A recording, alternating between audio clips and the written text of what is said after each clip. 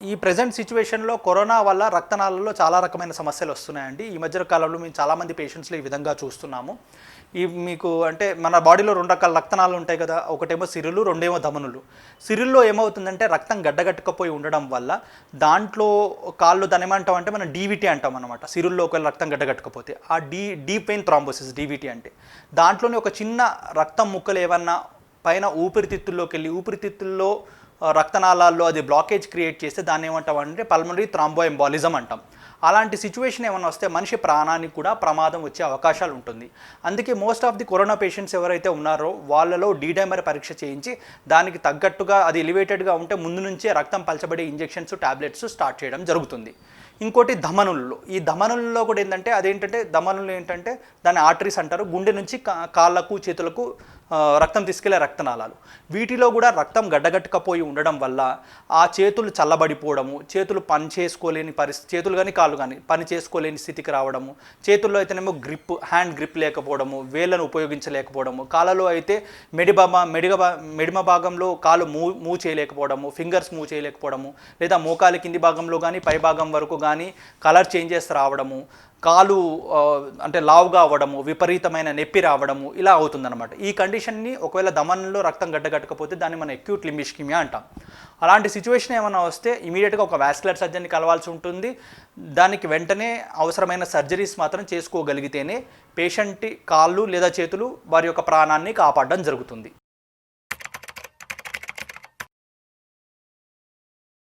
ఈ కరోనా టైంలో మేము అంటే సిరుల్లో, ధమన్లో రెండిట్లలో రక్తం గడ్డలు కట్టకపోయి దానివల్ల సమస్య అంటే క్రిటికల్గా మారి మా దగ్గరకు వచ్చే పేషెంట్స్ని చాలామందిని చూసామండి. దానివల్ల ఏమైపోతుందంటే ఈ యొక్క మా వాస్కులర్ సర్జరీ అనే ఒక డిపార్ట్మెంట్ ఉందని, మేము ఇలాంటి ట్రీట్మెంట్ చేస్తామని చాలామందికి తెలియకపోవడం వల్ల పేషెంట్స్ మా దగ్గరికి రావడమే లేట్ కావడం వల్ల కొందరు ఏంటంటే వాళ్ళు కాళ్ళు కోల్పోవాల్సిన అంటే సిచ్యువేషన్స్ ఏర్పడుతుంది. కొందరికి ప్రాణాలకు మీది కూడా వస్తుంది. ఎప్పుడైతే ఈ సమస్యలు మనం త్వరగా గుర్తించగలిగి త్వరగా హాస్పిటల్ కంటే మాలాంటి వాళ్ళ దగ్గర వాస్కులర్ సర్జన్స్కి రాగలిగితే మేము దీన్ని నివారించడానికి, పేషెంట్ని కాపాడడానికి కూడా చాలా ఆస్కారం ఉంటుందన్నమాట.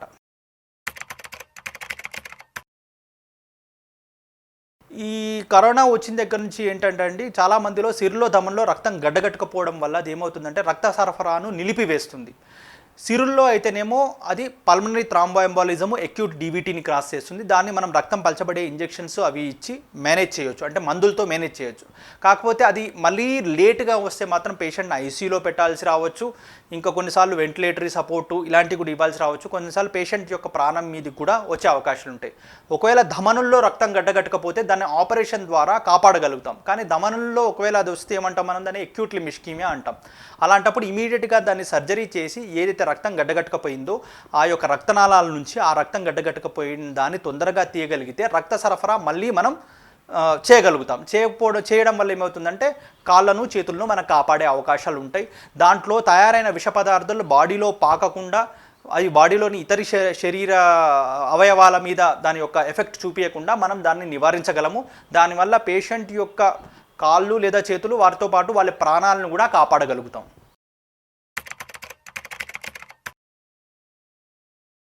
వారికోజ్ వెయిన్స్ మెయిన్గా మనకు కాళ్ళలో ఎక్కువగా కనబడుతూ ఉంటాయండి. అది ఎక్కువగా మోకాలి కింది భాగంలో కనబడుతుంటాయి. కానీ చాలామందిలో ఏంటంటే వారికోజ్ వెయిన్స్ ఏవైతే నీలి రక్తనాళాలు ఉంటాయి అవి బయటికి కనపడితేనే వారికోజ్ వెయిన్స్ అని కాదు, కొందరిలో అవి కనపడకుండా కూడా రావచ్చు. ఈ వారికోజ్ వెయిన్ సమస్య వచ్చినప్పుడు కొందరు ఎలా ఉంటుందంటే కాళ్ళ వాపు వస్తుంది, చర్మం చిట్లిపోతుంది, అక్కడ నలుపులు మొదలవుతాయి. ఆ మెడిమ భాగం నుంచి కాలంతా ఆ నలుపులు క్రమక్రమంగా పాకుతుంది. కొందరిలో చాలా ఫాస్ట్గా పాకుతుంది, కొందరిలో లేట్గా పాకుతుంది. ఎవరిలో ఎలా అవుతుంది అనేది చెప్పడం కష్టం, కానీ ఎందుకంటే అది వంశపారంపర్యంగా ఉండే సమస్య. ఇంకోటి ఎవరైతే ఎక్కువసేపు నుంచొని ఉంటారో వాళ్ళలో ఇది ఎక్కువగా వచ్చే అవకాశం ఉంటుంది. అలా క్రమంగా ఆ నలుపులు ఎక్కువ డెవలప్ అయ్యి ఆ నలుపులతో పాటు అక్కడ చర్మం పాడవడం వల్ల గాయాలు అవ్వడము, ఆ గాయాల దగ్గర ఒకవేళ చర్మం కిందనే ఒకవేళ రక్తనాళం ఉంటే అది చిట్లి అక్కడి నుంచి రక్తస్రావం బాగా కావడము ఈ విధంగా జరుగుతూ ఉంటుందన్నమాట.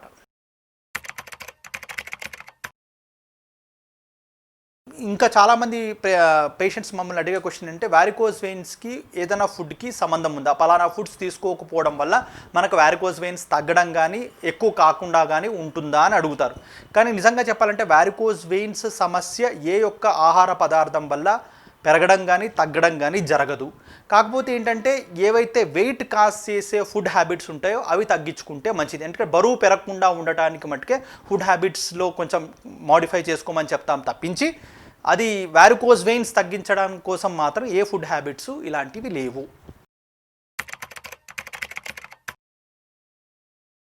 వారికోజ్ వెయిన్స్ సమస్య ఏ ఒక్క ఎక్సర్సైజ్ అంటే అది ఏ టైప్ అయినా కావచ్చు, జిమ్లో చేయొచ్చు, జాగింగ్ చేయొచ్చు, రన్నింగ్ చేయొచ్చు, లేదా స్విమ్మింగ్ చేయొచ్చు, సైక్లింగ్ చేయొచ్చు, ఏ విధమైన ఎక్సర్సైజ్ చేసినా దానివల్ల ఉపయోగం ఉంటుంది. కానీ పలానా ఎక్సర్సైజ్ చేయడం వల్ల లేదా పలానా విధం చేయడం వల్ల అది పూర్తిగా పోతుంది అనేది అబద్ధం. కాకపోతే ఏంటంటే ఈ ఎక్సర్సైజ్ వల్ల ఏమవుతుందంటే రక్త సరఫరా కాళ్ళ నుంచి గుండెకు బాగా కావడం వల్ల, కాళ్ళలో ఎక్కువ రక్తం స్టాసిస్లో ఉండకుండా ఉండడం వల్ల అది ఉపయోగపడుతుంది తప్పించి రోగాన్ని తగ్గించడానికి కాదు.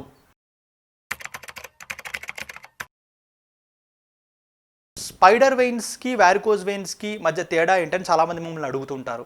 ఈ స్పైడర్ వెయిన్స్ ఏంటంటే వారికోజ్ వెయిన్ సమస్యలో ఈ క్లాసిఫికేషన్ అయితే ఉందో అందులో మొదటి స్టేజ్ని మనం స్పైడర్ వెయిన్స్ అంటాం. స్పైడర్ వెయిన్స్ అంటే చూడ్డానికి మనకు అదేంటంటే స్పైడర్ తెట్టలా ఉంటుందన్నమాట. చర్మం కింద చిన్న చిన్న సూక్ష్మ రక్తనాళాలు ఎర్రగా కనపడుతూ ఉంటాయి. వాటికి నార్మల్గా చెప్పాలంటే ఎలాంటి ట్రీట్మెంట్ అవసరం లేదు. దానికి ఇనిషియల్ స్టేజెస్లో స్టాకింగ్స్ కూడా అంత అవసరంగా ఉండదు.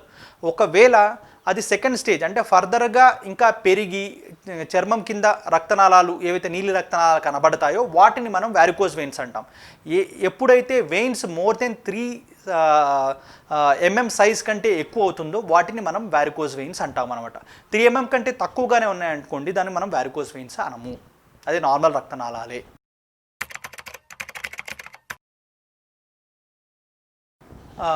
చాలామంది పేషెంట్స్ మమ్మల్ని ఇంకొక క్వశ్చన్ కామన్గా అడుగుతుంటారండి. ఇప్పుడు లేజర్ ఆపరేషన్లో కానీ, రేడియో ఫ్రీక్వెన్సీ అబులేషన్లో కానీ, గ్లూ థెరపీలో కానీ ఏం చేస్తామంటే ఏదైతే రక్తనాళంలో ఈ బ్లడ్ బ్యాక్కి లీక్ అయ్యి ఏదైతే సమస్య చేస్తుందో వాటిలో ఒక ఫైబర్ పెట్టి ఆ యొక్క రక్తనాళాన్ని మూసేయడం జరుగుతుందన్నమాట.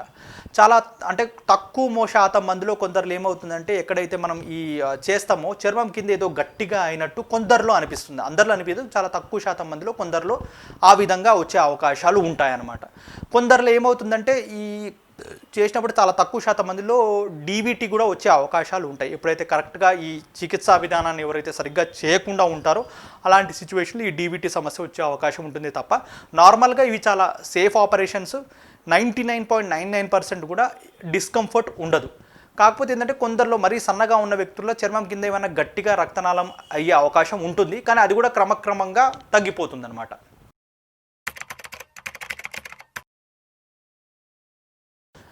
వారికోజ్ వెయిన్స్లో ఇప్పుడు లేటెస్ట్గా 3 రకాల ట్రీట్మెంట్స్ ఉన్నాయండి. ఒకటేమో ఎండోవీనస్ లేజర్ అబలేషను, రెండోదేమో రేడియో ఫ్రీక్వెన్సీ అబలేషను, మూడేమో గ్లూ థెరపీ.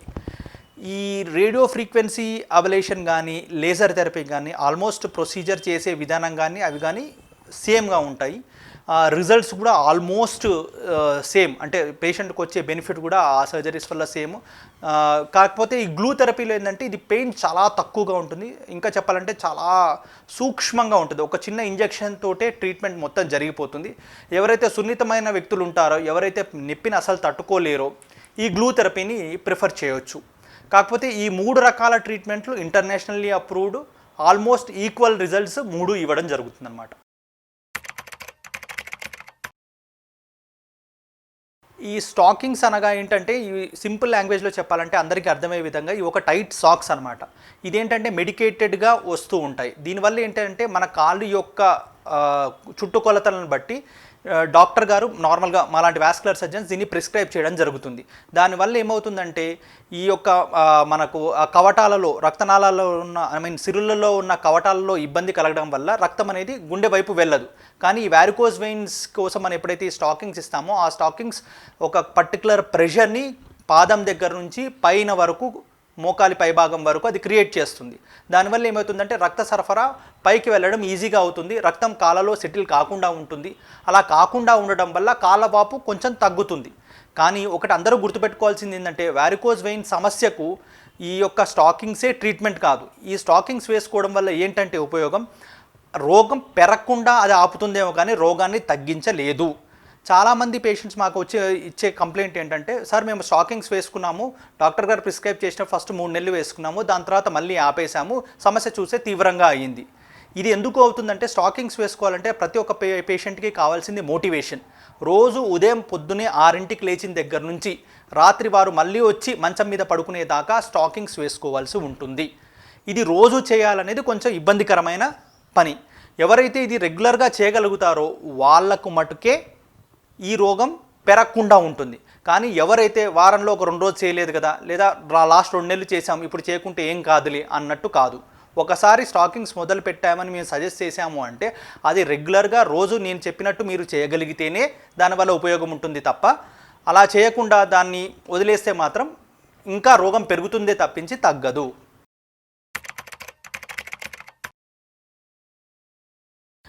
వారికోజ్ వెయిన్స్లో దశలు ఇప్పుడు ఇంటర్నేషనల్ గైడ్లైన్స్ ప్రకారం దాన్ని డివైడ్ ఎలా చేశారంటే 6 స్టేజ్లుగా డివైడ్ చేశారు. ఈ మొదటి స్టేజ్లో ఏంటంటే చర్మం కింద చిన్న చిన్న ఎర్రటి చాలా సూక్ష్మ రక్తనాళాలు మెల్లమెల్లగా కనిపిస్తుంటాయి. దాన్ని మనం ఏమంటే టిలాంజెక్టేసియా అంటాం.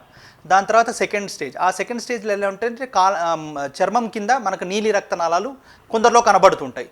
మూడో స్టేజ్లో కాలులో వాపులు ఎక్కువగా కనబడుతుంటాయి. నాలుగో స్టేజ్లో మన పాదం దగ్గర ఉన్న బొడిపె దగ్గర చిన్నగా నలుపులు మొదలై అది ఆల్మోస్ట్ కాలంతా కూడా పాకడం జరుగుతుంది, చర్మం పాడు చేయడం జరుగుతుంది. ఐదో స్టేజ్లో కొన్నిసార్లు గాయాలై అవి మానుతుంటాయి, వస్తుంటాయి, పోతుంటాయి.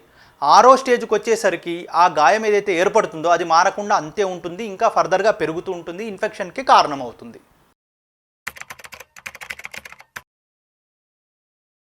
ఉదరకాయానికి వారికోజ్ వెయిన్స్కి సంబంధం ఖచ్చితంగా ఉంటుందండి. ఏ విధంగా అయితే ప్రెగ్నెంట్ లేడీస్లో ఎప్పుడైతే వాళ్ళకు ప్రెగ్నెన్సీలో వాళ్ళకు పొట్ట భాగంలో ఎక్కువ ప్రెషర్ క్రియేట్ అయ్యి కాళ్ళ నుంచి వచ్చే రక్తనాళాల మీద ఏ విధంగా అయితే ఒత్తిడి క్రియేట్ చేసి వాళ్ళకు వారికోజ్ వెయిన్స్ వస్తుందో, ఈ ఉదరకాయం ఉన్న వాళ్ళకు కూడా ఏమవుతుందంటే ఆ పొట్ట చుట్టూ ఉన్న ఫ్యాట్ ఏదైతే ఉంటుందో అది ఎక్కువగా మనకు గుండెకు తీసుకెళ్లే రక్తనాళాలు అంటే సిరుల మీద దాని యొక్క ప్రెషర్ని క్రియేట్ చేసి రక్తాన్ని ఎక్కువగా కాళ్ళలోనే ఉంచడం వల్ల వాళ్ళలో ఈ యొక్క వారికోజ్ వెయిన్ సమస్య అనేది ఎక్కువగా వస్తుంది. నార్మల్గా ఈ వారికోజ్ వెయిన్స్ సమస్య ఉన్న ఉదరకాయం ఉన్న వ్యక్తులు ఆపరేషన్ చేయించుకున్న తర్వాత వీళ్ళలో రికరెన్స్ రేట్ కూడా కొంచెం ఎక్కువగా ఉంటుంది. అంటే ఒకసారి లేజర్ కానీ ఆర్ఎఫ్ఏ కానీ లేదా గ్లూ థెరపీ కానీ తీసుకున్న వాళ్ళలో ఒకవేళ వాళ్ళు వెయిట్ కరెక్ట్గా మెయింటైన్ చేయకుండా వెయిట్ ఇంకా పెరిగితే భవిష్యత్తులో కూడా మళ్ళీ వచ్చే అవకాశాలు వీళ్ళలో ఎక్కువ శాతం ఉంటుందన్నమాట.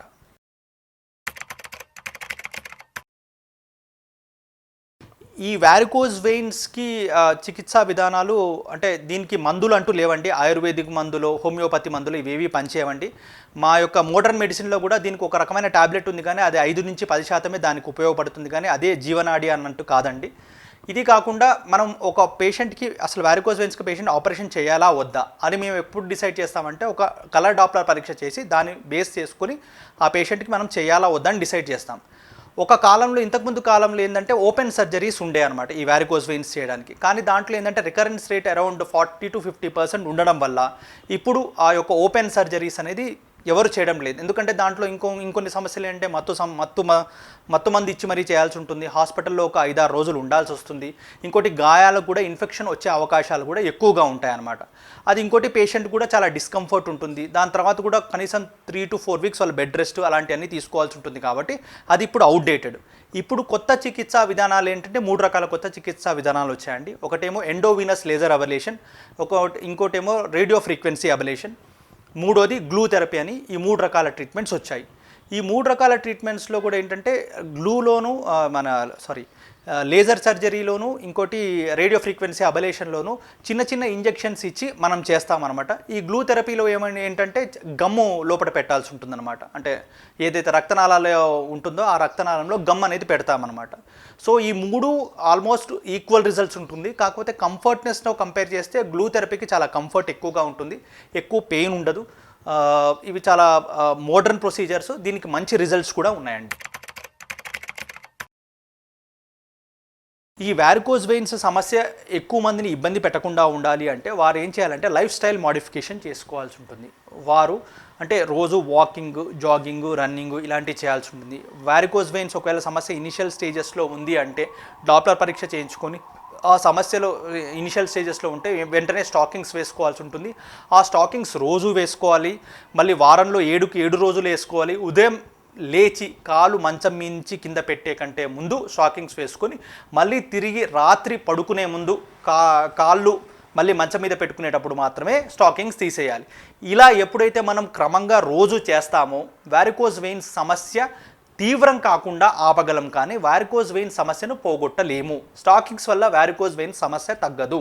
ఈ వారికోజ్ వెయిన్ సమస్య ఇనిషియల్ స్టేజెస్లోనే ఒకవేళ ఉన్నట్టు వాళ్ళు గ్రహించిన, వాళ్ళ వంశపారంపర్యంగా ఒకవేళ పేషెంట్స్లో వస్తుందని తెలుసుకున్న వాళ్ళు ఏం చేయాలంటే లైఫ్ స్టైల్ మోడిఫికేషన్ చేసుకోవాలి. అంటే ఈ లైఫ్ స్టైల్ మోడిఫికేషన్ అంటే ఏంది? రెగ్యులర్గా ఎక్సర్సైజ్ చేయాలి. ఎక్సర్సైజ్ అంటే రోజు జాగింగ్ కానీ రన్నింగ్ కానీ వారి ఏజ్కి తగ్గట్టు వారు ఏదో ఒక ప్రక్రియను మొదలు పెట్టాల్సి ఉంటుంది. దానివల్ల ఏమవుతుందంటే వాళ్ళు శరీరంలో బరువు పెరగకపోవడం వల్ల, ఎక్స్ట్రా ప్రెషర్ బాడీ మీద క్రియేట్ కాకపోవడం వల్ల, ఆ రక్తనాళాల్లో రక్తం మంచిగానే అంటే కాలు నుంచి గుండెకు ప్రవహించడం వల్ల వీరికి వారికోజ్ వెయిన్ సమస్య తీవ్రత ఎక్కువ కాకుండా ఉంటుంది. దానికి ఎక్సర్సైజ్ అనేది ఎప్పుడు కూడా చాలా ఇంపార్టెంట్ ఫ్యాక్టర్. అది కాకుండా కొందరు ఏమైతే వారికోజ్ వెయిన్ సమస్య ఉంటుంది, ఆ సమస్య ఉన్నప్పుడు దానికి మేము ఏం చేస్తామంటే స్టాకింగ్స్ వేసుకొని ప్రిస్క్రైబ్ చేస్తాం. ఈ స్టాకింగ్స్ వేసుకునే విధానాన్ని కూడా ప్రతి ఒక్కరు చాలా కరెక్ట్గా వేసుకోవాలి. అది ఎలా వేసుకోవాలంటే పొద్దున్నే ఒక పేషెంట్ నిద్ర లేచిన వెంటనే కాలు బెడ్ మించి కింద పెట్టే కంటే ముందే స్టాకింగ్స్ వేసుకోవాల్సి ఉంటుంది. మళ్ళీ వాళ్ళు స్నానం చేసే ముందు స్టాకింగ్స్ తీసేసి మళ్ళీ స్నానం చేసి వచ్చి కాళ్ళకు మాయిశ్చరైజేషన్ రాసుకోవాల్సింది. మాయిశ్చరైజేషన్ అంటే ఏదైనా రాసుకోవచ్చు, కొబ్బరి నూనె కావచ్చు, వ్యాస్లీనో, పాండ్సో, నివియానో, వాళ్ళకి ఏది ఇష్టమైతే అది అప్లై చేసుకొని దాని తర్వాత స్టాకింగ్స్ వేసుకొని వాళ్ళు రెగ్యులర్గా వాళ్ళ దినచర్య వాళ్ళు చేసుకోవచ్చు. మళ్ళీ రాత్రి ఇంటికి రాగానే అది స్టాకింగ్స్ తీసేసి మళ్ళీ కాళ్ళకు మాయిశ్చరైజేషన్ పెట్టుకొని పడుకునేటప్పుడు కాళ్ళ కింద దిండు పెట్టుకొని ఎత్తు మీద కాలు పెట్టుకొని పడుకోవాల్సి ఉంటుంది. చాలామందిలో ఇంకా ఉండే డౌట్ ఏంది, ఈ స్టాకింగ్స్ మోకాలి కింది భాగం వరకు వేసుకోవాలా, మోకాలి పై భాగం వరకు వేసుకోవాలా? మోకాలి కింది భాగం వరకు వేసుకున్న మోకాలి పైభాగం వల్ల వేసుకున్న ఆల్మోస్ట్ ఈక్వల్ రిజల్ట్స్ ఉంటాయి. కానీ ఎక్కువ మంది ఏమనుకుంటారంటే మోకాలి పైభాగం వరకు వేసుకుంటే బాగుంటుందేమో, లేదా దానివల్ల ఎక్కువ ప్రొటెక్షన్ వస్తుందని చాలామంది అవి కొనుక్కుంటారు. కానీ మోకాలి పైభాగం వల్ల వేసుకోవడం వల్ల ఏంటంటే వాళ్ళకు వేసుకోలేకపోతారు, చెమట పట్టడం వల్ల, ఇరిటేషన్ కావడం వల్ల, ఇంకోటి అది కొంచెం రోల్ అయ్యి ఎనిక్కి రావడం వల్ల చాలామంది దాన్ని డిస్కంటిన్యూ చేస్తారు. కాబట్టి మోకాలి కింది భాగం వరకు వేసుకుంటే మోస్ట్ ఆఫ్ ద పేషెంట్స్లో అది సరిపోతుంది. ఇంకోటి దాన్ని రెగ్యులర్గా రోజు చేయాలి, క్రమ తప్పకుండా వారానికి 7 రోజులు అంటే 7 రోజులు, నెలకు 30 రోజులు అంటే 30 రోజులు ఖచ్చితంగా చేయాలి. ఎప్పుడైతే ఈ స్టాకింగ్స్ రోజు వేసుకుంటారో వారికి ఈ సమస్య తీవ్రత పెరగకుండా ఉంటుందే తప్ప ఇది తగ్గిపోదు. అంటే చాలామందిలో ఈ యొక్క విషయం వాళ్ళ మెథడ్లో ఉంటుందన్నమాట. ఒకవేళ స్టాకింగ్స్ వేసుకుంటే సమస్య తగ్గుతుందా?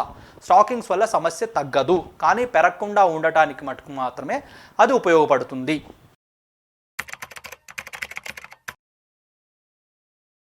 వారికోజ్ వెయిన్ సమస్య ఎప్పుడు కూడా ట్యాబ్లెట్స్లో తగ్గదు. ప్రపంచంలో దీనికి సంబంధించి ఏ ట్యాబ్లెట్లు రిలీజ్ కాలేదు. ఉన్నది ఏకైక ట్యాబ్లెట్ ఒకటి ఏంటంటే డాఫ్లాన్ అనే ఒక ట్యాబ్లెట్ ఉంది, కానీ దాని నుంచి 5 నుంచి 10% వరకు దానివల్ల ఉపయోగం. ఇంకా చాలామంది మమ్మల్ని అడిగే క్వశ్చన్ ఏంటంటే ఆయుర్వేదం వల్ల తగ్గుతుందా, హోమియోపతి వల్ల తగ్గుతుందా అని. ఎవరైనా వాటి వల్ల తగ్గుతుంది అంటే మాత్రం అది ఖచ్చితంగా అబద్ధమే, ఎందుకంటే దానివల్ల తగ్గే ఆస్కారం లేదు.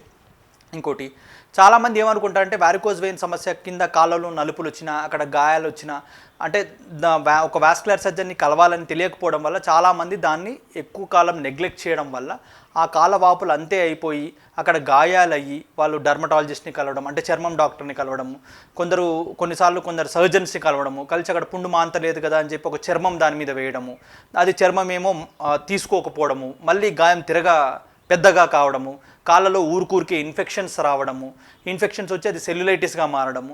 రేర్ కండిషన్స్లో ఏమవుతుందంటే ఆ ఇన్ఫెక్షన్ కాస్త బాడీలోకి పాకితే అది ప్రాణం మీద కూడా వచ్చే ఆస్కారాలు ఉంటాయి. అంటే ఒక చిన్న సమస్యను మనం కరెక్ట్ టైంలో పట్టించుకుంటే అది పెద్ద సమస్యగా మారకుండా మనం ప్రివెంట్ చేయగలుగుతాం. నార్మల్గా వారికోజ్ వెయిన్ సమస్య అనేది ప్రాణాంతకమైన సమస్య కాదు, దానివల్ల మనిషి ప్రాణానికి కానీ కాలు కోల్పోవడానికి కానీ ఆస్కారం ఉండదు. కానీ ఎప్పుడైతే ఇందాక నేను చెప్పినట్టు దాన్ని మరీ నెగ్లెక్ట్ చేసి అస్సలు పట్టించుకోకుండా ఉంటామో అలాంటి సిచ్యువేషన్లో మటుకు దీనికి ఈ విధంగా జరుగుతుంది. ఇప్పుడు మన దగ్గర ఇండియాలో హైదరాబాద్లో ఇప్పుడు మన దగ్గర అవైలబుల్ అయ్యే లేటెస్ట్ టెక్నాలజీ ఏంటంటే అండి, అది 3 రకాలు ఉన్నాయి. ఒకటి లేజర్ ఆపరేషను, ఇంకోటి ఏమో రేడియో ఫ్రీక్వెన్సీ అబలేషను, ఇంకోటి మూడోదేమో బ్లూ థెరపీ. ఈ లేటెస్ట్ టెక్నాలజీలో ఈ 3 రకాల సర్జరీస్ కూడా ఏంటంటే ఇవి డే కేర్ ప్రొసీజర్స్. అంటే ఉదయం పేషెంట్ ఎలాగైతే హాస్పిటల్కి నడుచుకుంటూ వస్తాడో అలాగనే ఆపరేషన్ తర్వాత తనంతట తానే తన కాళ్ళ మీద నడుచుకుంటూ ఇంటికి వెళ్ళిపోవచ్చు. దీని తర్వాత అదే రోజు నుంచి పేషెంట్ తన పనులన్నీ చేసుకోవచ్చు. నెక్స్ట్ డే నుంచి అసలు ఏవి లీవ్ కానీ ఏవి పెట్టాల్సిన అవసరం లేదు, తను అన్ని పనులు హాయిగా చేసుకోవచ్చు. మొదటి 2 వారాలు మాత్రం జాగింగ్, రన్నింగ్, సైక్లింగ్ ఇలాంటివి చేయొద్దంటాను తప్పించి మిగతా అవన్నీ ఆయన రెగ్యులర్ యాక్టివిటీస్, ఆయన జాబ్స్ అన్నీ చేసుకోవచ్చు అనమాట. ఇంకోటి ఇదేంటంటే లోకల్ అనస్థీషియాలో జరిగే ప్రొసీజర్. ఈ 3 రకాల ప్రొసీజర్స్లో కూడా ఏంటంటే అంటే నిగూఢంగా దీంట్లో ఏంటంటే ట్రీట్మెంట్ విధానం ఒకటే రకంగా ఉంటుంది. ఏవైతే ఈ సిరులలో రక్తం వెనక్కి ప్రవహిస్తూ ఉంటుందో, అంటే గుండె వైపు ప్రవహించకుండా ఉంటుందో, అలాంటి సిరులు ఎక్కడైతే లీకేజ్ ఉంటుందో ఆ యొక్క రక్తనాళాలను బ్లాక్ చేయడం జరుగుతుందన్నమాట. అయితే ఇది బ్లాక్ చేసిన తర్వాత దాని తర్వాత ఏంటంటే దీన్ని బ్లాక్ చేసే విధానానికి ఆపరేషన్కి ఏంటంటే లేజర్లో కానీ ఈ యొక్క రేడియో ఫ్రీక్వెన్సీ అబలేషన్లో కానీ సన్నటి ఇంజెక్షన్స్ కొన్ని లోకల్ అనస్థీషియా అంటాం, అవి ఇవ్వాల్సిన అవసరం ఉంటుందన్నమాట. అదే గ్లూ థెరపీలో అయితే ఆ సన్నటి ఇంజెక్షన్స్ కూడా ఉండదు, ఆ చిన్న డిస్కంఫర్ట్ కూడా ఉండదు. కాబట్టి గ్లూ కొంచెం బెటర్ ఆప్షన్. ఎవరైతే నొప్పిని తట్టుకోలేరో, ఎవరైతే సున్నితంగా ఉంటారో వారికి గ్లూ అనేది కొంచెం బెటర్ ఆప్షన్ అనమాట. ఈ 3 టెక్నిక్స్లో ఇప్పుడు లేటెస్ట్గా ఇండియాలో ఈ గ్లూ థెరపీ కూడా అవైలబుల్ ఉంది. అది చాలా విరివిగా చేయడం జరుగుతుంది. పెరిఫెరల్ వాస్కులర్ డిసీజ్ అంటే ఏంటంటే మన బాడీలోని రక్తనాళాలు అంటే డిఫరెంట్ ఏరియాస్లో ఎక్సెప్ట్ హార్ట్ ఇంకా బ్రెయిన్లో కాకుండా ఈ సిరులు ధమనులు శరీరంలో ఎక్కడ ఉన్నా వాటిలో ఏ సమస్యలు ఉన్నా కానీ వాటన్నిటిని కలిపి పెరిఫెరల్ వాస్కులర్ డిసీజ్ అని అంటారు. ఈ వారికోజ్ వెయిన్స్ యొక్క డిసీజ్కి ఎవరైతే ట్రీట్మెంట్ తీసుకుంటారో ఈ లేటెస్ట్ టెక్నాలజీ ప్రకారం మనం అదే లేజర్ థెరపీ కావచ్చు, లేదా రేడియో ఫ్రీక్వెన్సీ అబలేషన్ కావచ్చు, గ్లూ థెరపీ కావచ్చు, తీసుకున్న తర్వాత కొందరిలో మళ్ళీ వచ్చే అవకాశం ఉంటుంది. ఎంత శాతం? ఒక 10% మందిలో మళ్ళీ వచ్చే అవకాశం ఉంటుంది. అది ఎందుకు అంటే ఈ వారికోజ్ వెయిన్స్ సమస్య జన్మతహా ఉండే సమస్య అనమాట. అయితే ఎవరైతే ఎక్కువసేపు నుంచొని చేసే జాబ్ ఉన్న వాళ్ళు ఉంటారో వాళ్ళలో ఇది అధికంగా మళ్ళీ వచ్చే అవకాశాలు ఉంటుంది. అది కొందరిలో ఎర్లీగా రావచ్చు, కొందరిలో లేట్గా రావచ్చు. కానీ ఎప్పుడైతే ఒక 10 ఏళ్ళ తర్వాత మళ్ళీ ఒక 10% మందిలో రావడం జరుగుతుందో వారికి మళ్ళీ ఒకసారి మనం ఈ యొక్క స్కానింగ్ చేసుకుని ఆ స్కానింగ్లో వచ్చే రిజల్ట్ని బట్టి అవసరమైతే చిన్న ట్రీట్మెంట్ అంటే ఏదంటే స్క్లిరోథెరపీ అంటాం అనమాట. కొన్ని ఇంజెక్షన్స్ ఇచ్చి అవి తగ్గించవచ్చు. రేర్గా చాలా చాలా తక్కువ శాతం మందిలో మటుకు మళ్ళీ లేజర్ చేసే అవకాశాలు ఉంటాయి. కానీ ఇది చాలా తక్కువ మందిలో వస్తుంది. ఎవరైతే వాళ్ళ ఆరోగ్య సమస్యలను బరువు ఎక్కువ పెరగకుండా చూసుకోగలగడము, లేదా వాళ్ళ కాళ్ళను కాపాడుకోగలగడము, ఒకవేళ అవసరమైతే మళ్ళీ స్టాకింగ్స్ని కంటిన్యూ చేయడము ఎవరైతే చేస్తారో ఇది మళ్ళీ మళ్ళీ రాదు.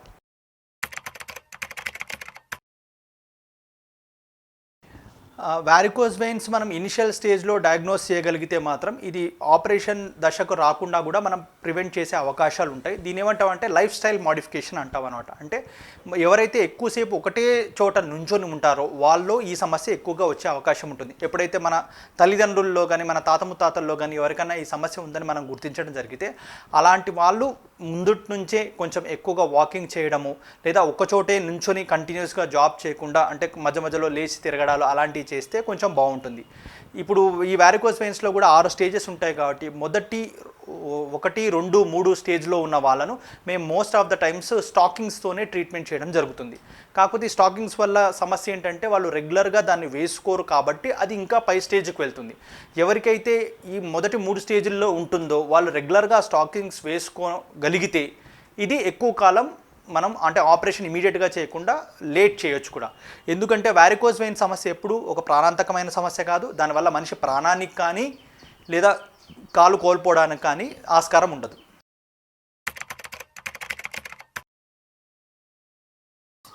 ఈ వారికోజ్ వెయిన్స్ యొక్క సమస్యను ట్రీట్మెంట్ తీసుకోకుండా లేదా డాక్టర్ చెప్పినట్టుగా వినకుండా ఉంటే ఏమవుతుందంటే ఫస్ట్ 3 స్టేజ్ల్లో ఉన్నప్పుడు స్టాకింగ్స్ వేసుకోగలిగితే రోగం పెరగకుండా ఉంటుంది. కానీ చాలామంది అది సరిగ్గా వేసుకోరు కాబట్టి అది రోగం పెరుగుతుంది.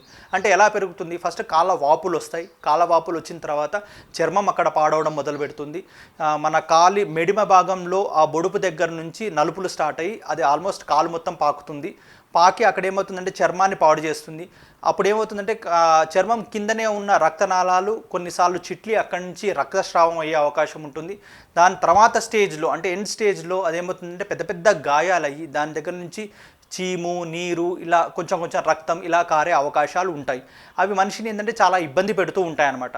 ఇంకా ఇలాంటి స్టేజ్లో కూడా ఎవరు దాన్ని పట్టించుకోకుండా ఉన్నారు అంటే మెల్లగా ఇన్ఫెక్షన్ స్టార్ట్ అవుతుంది. ఎప్పుడైతే ఇన్ఫెక్షన్ స్టార్ట్ అవుతుందో అది కాళ్ళ మీద బొగ్గల్లా వచ్చి కాళ్ళని ఎరుపుదనం చేసి కాళ్ళని ఇంకా లావు చేసి అది దాన్ని ఏమంటామంటే మన సెల్యులైటిస్ అంటాం.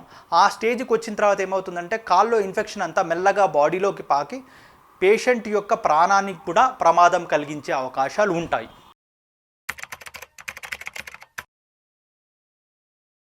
మన శరీరంలో 2 రకాల రక్తనాళాలు ఉంటాయి. ఒకటి సిరులు, 2 ధమనులు. సిరులు అనగా వెయిన్స్. అవి ఏంటంటే కాలు నుంచి గుండెకు రక్త సరఫరా చేస్తుంటాయి అన్నమాట. అయితే కాలు నుంచి గుండెకు రక్త సరఫరా చేయాలంటే గురుత్వాకర్షణ శక్తికి అగెయిన్స్ట్గా, అంటే గ్రావిటీకి అగెయిన్స్ట్గా రక్తం అనేది కాళ్ళలో నుంచి గుండెకు ప్రవహించాల్సి ఉంటుంది. దానికోసం ఏంటంటే 2 రకాల సిస్టమ్స్ ఉపయోగపడతాయి. ఒకటి ఏంటంటే పెరిఫెరల్ హార్ట్స్ అంటాం మనం. అవి ఏంటంటే కాఫ్ మజిల్స్, మన పిక్క కండరాలను కాఫ్ మజిల్స్ అంటాము. అవి ఇంకోటి కవటాలని ఈ రక్తనాళాల లోపటి ఉంటాయన్నమాట. అవి రక్తాన్ని గ్రావిటీకి అగెన్స్ట్గా, గురుత్వాకర్షణ శక్తికి అగెన్స్ట్గా పైకి తీసుకెళ్తాయి. ఎప్పుడైతే ఈ రక్తనాళాల్లో సమస్య ఉంటుందో దాన్ని మనం వ్యారికోజ్ వెయిన్స్ అని అంటాం. ఈ వ్యారికోజ్ వెయిన్స్ సమస్య జన్మతః ఉంటుందన్నమాట. కానీ కొందరిలో 20 ఏళ్లకు మొదలవచ్చు, కొందరికి 60 ఏళ్ళ తర్వాత కూడా మొదలయ్యే అవకాశాలు ఉంటాయి. దీనికి ముఖ్య కారణం ఏంటంటే ఎవరైతే పేషెంట్స్ ఎక్కువ లాంగ్ స్టాండింగ్ జాబ్, అంటే ఎక్కువసేపు నుంచొని చేసే జాబ్లో ఉంటారో వాళ్ళలో ఇది అధికంగా వచ్చే అవకాశం ఉంటుంది. ఎలా అంటే for example like teachers, police, army men, ఇంకా బస్ కండక్టర్స్, ఇలాంటి వాళ్ళందరిలో ఈ సమస్య అధికంగా వస్తుంటుంది. ఈ వ్యారికోజ్ వెయిన్స్ వచ్చిన పేషెంట్స్కి వాళ్ళకి ఎలా ఉంటుందంటే పొద్దున్న నిద్ర లేవంగానే వాళ్ళకి ఏం సమస్య ఉండదు కాళ్ళలో. కానీ సాయంత్రం వరకు ఎక్కువసేపు నుంచొని పని చేసుకున్న తర్వాత కాళ్ళలో వాపులు వచ్చి కాళ్ళు గుంజినట్టు, లాగినట్టు, ఎక్కువగా ఇబ్బంది పెడుతూ వాళ్ళకు చాలా కష్టంగా అనిపిస్తుంది అన్నమాట. కొందరిలో దీంతో పాటు ఏంటంటే చర్మం కింద రక్తనాళాలు నీలి రంగులో కానీ పచ్చ రంగులో కానీ ఏర్పడుతూ ఉంటాయి. కానీ అందరిలో ఏర్పడాల్సిన అవసరం కూడా లేదు. కొందరిలో అలాంటిది ఏం లేకుండా కూడా వారికోజ్ వెయిన్ సమస్య రావచ్చు.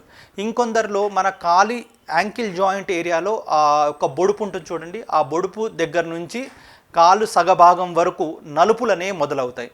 ఇంకొందరిలో గాయాలు మానకుండా పెద్ద పెద్ద గాయాలు వస్తూ ఉంటాయన్నమాట. ఈ రకమైన సమస్యలతోటి చాలామంది పేషెంట్స్ ఇబ్బంది పడుతూ ఉంటారు.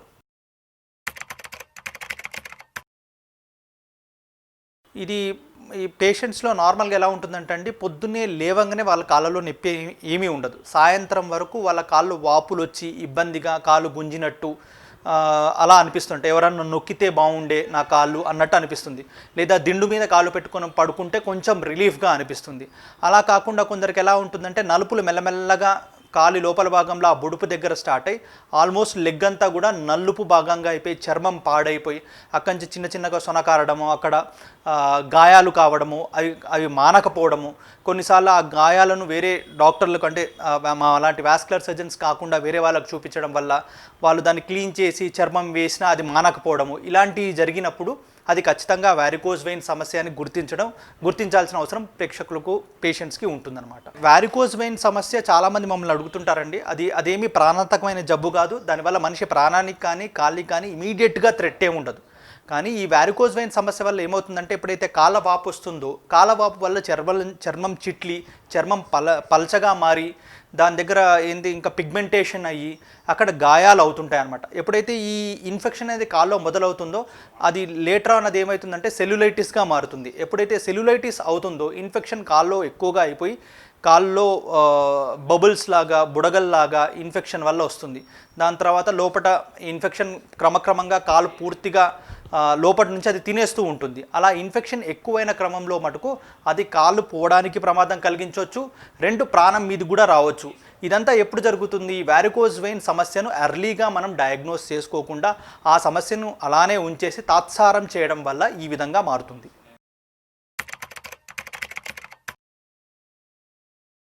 ఈ వారికోజ్ వెయిన్ సమస్య ముఖ్యంగా ఎక్కువసేపు నుంచొని జాబ్ చేసే వ్యక్తుల్లో ఎక్కువగా వస్తుంది. లైక్ టీచర్స్లో, బస్ కండక్టర్స్లో, ఆర్మీ వాళ్ళలో, పోలీసుల్లో, ఇంకోటి సేల్స్ రిప్రజెంటేటివ్స్లో, కొందరు ఎక్కువసేపు నుంచొని జాబ్ చేసే వాళ్ళంటే లైక్ వంట వీళ్ళలో ఎక్కువగా ఇది వస్తూ ఉంటుందన్నమాట.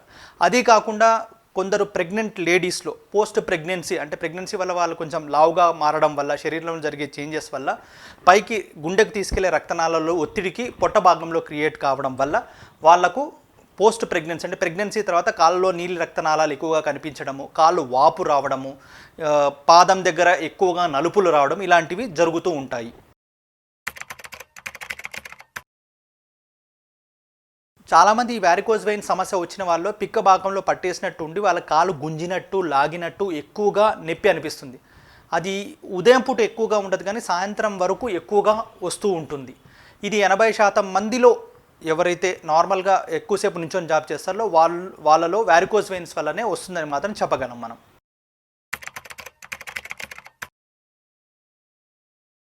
అదే నేను మీకు నార్మల్గా పేషెంట్స్ ఎప్పుడైతే ఈ వారికోస్ వెయిన్ సమస్యను సక్రమమైన సమయంలో గుర్తించకపోతే ఫస్ట్ ఏమవుతుందంటే కాళ్ళ వాపుతో స్టార్ట్ అవుతుంది. ఆ వాపు ఏమవుతుందంటే క్రమక్రమంగా చర్మాన్ని పాడు చేస్తుంది. దాంతోపాటు చుట్టుపక్కల అంతా నలుపులు డెవలప్ కావడం వల్ల చర్మం చాలా సన్నగా అయిపోతుంది. అక్కడ మెల్లగా గాయం ఏర్పడుతుంది. ఆ గాయం కాస్త పెద్దగా అయ్యి అది ఎప్పటికీ మానకుండా దాని నుంచి చెడు నీరు, కొన్నిసార్లు రక్తము ఇలాంటి కారణం జరుగుతుంది.